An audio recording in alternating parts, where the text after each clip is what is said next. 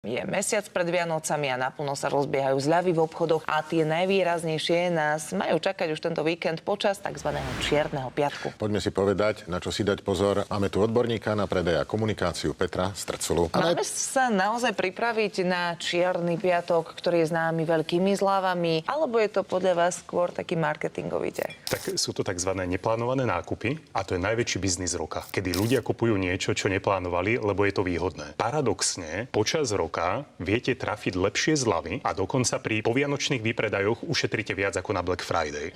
A ten Black Friday, Čierny piatok, ľudia míňajú peniaze za veci, ktoré nepotrebujú len preto, lebo majú pocit, že musia, lebo inak o niečo prídu. Ľudia sú ochotní zaplatiť, čo je, však sa blížia Vianoce. Na čo zľavy? Ako ponúkať pred Vianocami? Je to historicky ešte z Ameriky x rokov dozadu a vlastne zistilo sa, že ľudia sú hladní po zľavách a kupujú, že je niečo výhodné.